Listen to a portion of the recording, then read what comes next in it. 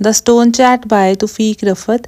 तौफीक रफ़त को founder of Pakistani poetry in English consider किया जाता है। उन्होंने पाकिस्तानी कल्चर, सोसाइटी, ट्रेडिशंस और नॉर्म्स को इंग्लिश लैंग्वेज के थ्रू प्रेजेंट किया। His poetry is characterized by the use of cultural imagery, nature and the use of binary. Use of binary से मुराद है दो कंट्रास्टिंग आइडियाज को एक साथ प्रेजेंट करना। अब हम अपनी पोएम की तरफ आते हैं। The stone chat. Stone chat एक बर्ड है जो रिसाइलेंस और अडेप्टेबिलिटी के लिए जाना जाता है और ये ज़्यादातर रग्ड और रॉकी लैंडस्केप्स में पाया जाता है और ये अपने इन्वायरमेंट में बहुत जल्दी एडजस्ट कर लेता है और अपनी मुश्किलों से रिकवर कर लेता है। और स्टोन चैट सिंबलाइज करता है resilience, adaptability and hope often in a harsh environment. और तौफीक रफ़त की इस पोएम में stonechat as a metaphor act करता है for survival, enduring against the odd and maintaining one's root while adapting to change. और poetry को as a means of communication देखा जाता है। सो इस पोएम में स्टोन चैट एक्ट करता है as a metaphor for the poet also, और पोएट स्टोन चैट के पर्सपेक्टिव से पूरी दुनिया से कन्वर्सेशन कर रहे हैं और पोएट की आवाज़ को कंपेयर किया गया है स्टोन चैट के सॉन्ग से। अब हम इस पोएम की line by line explanation discuss करते हैं। The beautiful is beautiful anyway, so why embellish it with words. खूबसूरती हर लिहाज से खूबसूरती ही है, तो फिर उससे लफ्ज़ों से मुज़य्यन क्यों करना, यानी ब्यूटी को वर्ड्स के थ्रू एक्सप्रेस क्यों करना। The eye too long used to green and fruitful movements is parched.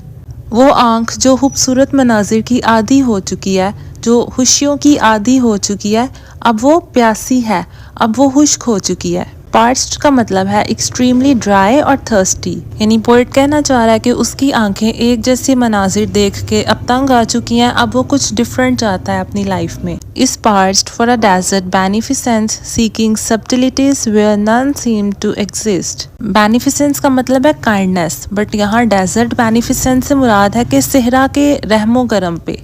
Poet उसकी आंखें प्यासी हैं एक सेहरा के लिए, वो एक सेहरा में चले जाना चाहता है। सीकिंग सब्टिलिटीज। सब्टिलिटीज का मतलब है डेलिकेट और small details. Where none seems to exist, यानी सेहरा में हमें कुछ भी नहीं दिखता, फिर भी हम छोटी छोटी चीज़ें, बारीकियां तलाश करते हैं। यानी इससे मुराद है कि एक हार्श इन्वायरमेंट में, एक वीराने में जहाँ कुछ भी नहीं है, वहाँ पे भी हम जिंदा रहने के लिए कुछ ना कुछ तलाश करते हैं, अपने आप को उस माहौल में अडेप्ट करने की कोशिश करते हैं। यानी जैसे स्टोन चैट है, वो अपने आप को हार्श कंडीशंस में भी अडेप्ट कर लेता है। इसी तरह से अब पोएट भी कह रहा है कि उसे भी सेहरा की तलब है, जहाँ पे कोई ज़ाहरी चीज तो नहीं है, लेकिन उसे सरवाइव करने के लिए डेलिकेट डिटेल्स को तलाश करना है, यानी ऐसी चीज़ों को तलाश करना है जो उसे उस हार्श इन्वायरमेंट में एडजस्ट करने में हेल्प करे।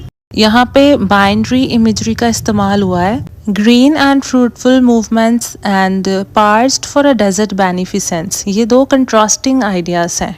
ग्रीन और फ्रूटफुल मोमेंट्स रिप्रेजेंट करते हैं स्प्रिंग, लाइफ और यूथ को, और डेजर्ट रिप्रेजेंट करता है मैच्योरिटी को, यानी यहाँ अडेप्टेबिलिटी की बात हो रही है। पोएट अब अपने कंफर्ट जोन से निकल के मैच्योरिटी की तरफ आना चाहता है। और सेहरा में बहुत टफ, बहुत हार्श कंडीशंस होती हैं, लेकिन पोएट उनको फेस करने के लिए तैयार है।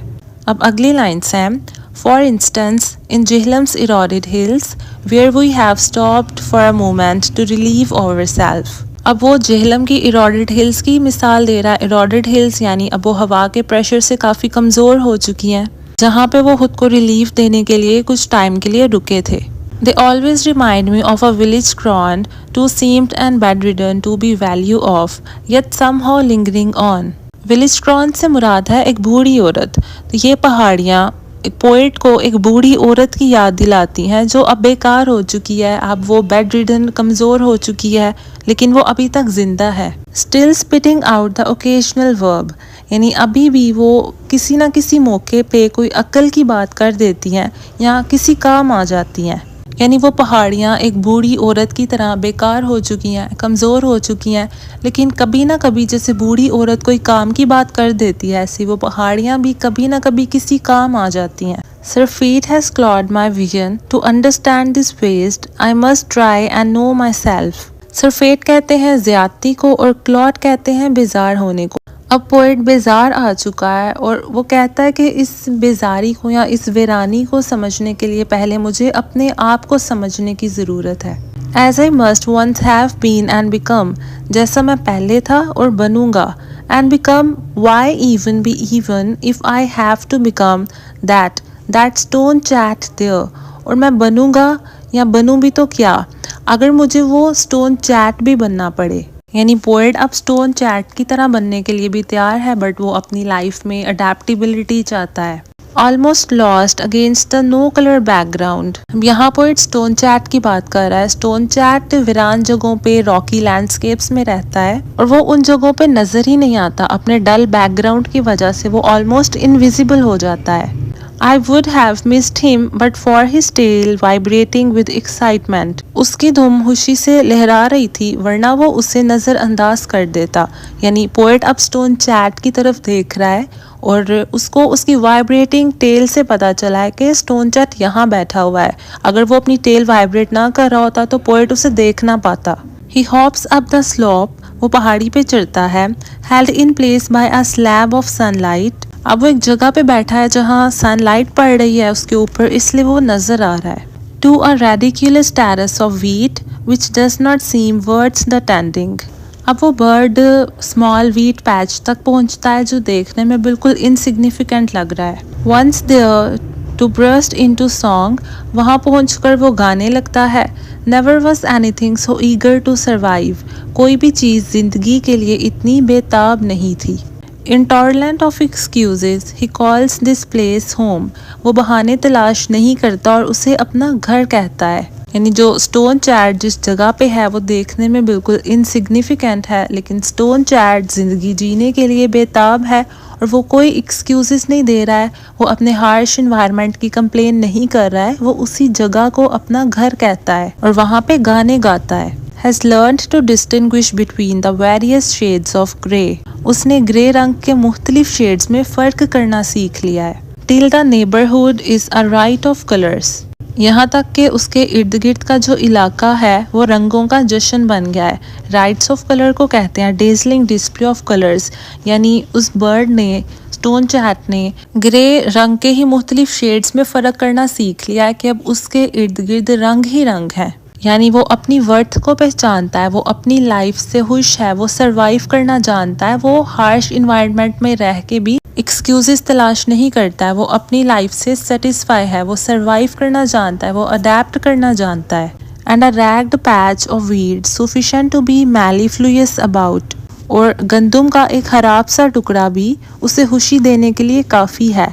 यानी स्टोन चैट के लिए वो गंदम का खराब सा एक रैग्ड पैच ऑफ व्हीट भी उसके लिए काफ़ी है। यानी स्टोन चैट एक हार्श इन्वायरमेंट में रहने के बावजूद भी एक छोटी सी चीज़ में भी खुशी तलाश करता है, उसके लिए सिंप्लिसिटी में भी ब्यूटी है। यानी हमने पीछे पढ़ा था ना, पोइट कह रहा था कि वो एक वीरान सी सहरा की तरह की जगह पे जाना चाहता है जहाँ कुछ भी ना हो, लेकिन वो उसमें से भी कुछ तलाश करना चाहता है। सीकिंग सबटल, वो डेलिकेट डिटेल्स को तलाश करना चाहता है। सो उसका मतलब आई होप आपको अब क्लियर हुआ होगा कि जैसे स्टोन चैट एक हार्श इन्वायरमेंट में छोटी सी चीज़ में भी खुशी तलाश कर लेता है, इससे पोइट हमें लेसन देना चाह रहा है कि हमारी जैसी भी कंडीशंस हैं, जो भी है, हमें उसमें खूबसूरती तलाश करनी चाहिए, हमें एक्सक्यूज़ेस नहीं देने चाहिए और खूबसूरती को कभी भी लफ्ज़ों से बयान करने की ज़रूरत नहीं है। खूबसूरती खूबसूरती ही रहती है, चाहे वो एक छोटी सी चीज़ में भी क्यों ना तलाश की जाए।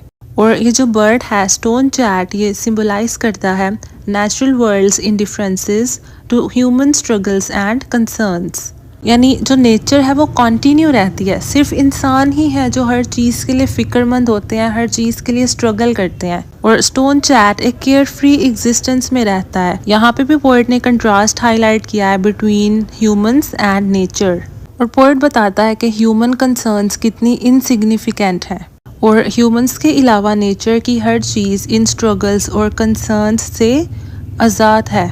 और पोएट इस पोएम में हमें स्टोन चैट के थ्रू डिटैचमेंट का लेसन देता है कि हमें इस दुनिया में इतना इंडल्ज नहीं हो जाना चाहिए, थोड़ा डिटैच्ड रहना चाहिए और इसके अलावा स्मॉल और सबटल लाइफ में खूबसूरती तलाश करनी चाहिए। हमारे जैसे भी हालात हैं, हम जैसे भी लाइफ स्पेंड कर रहे हैं, हमें एक्सक्यूज़ेस के बजाय उन चीज़ों में भी कुछ ना कुछ तलाश करना चाहिए और अपने इन्वायरमेंट के मुताबिक खुद को अडेप्ट करना चाहिए।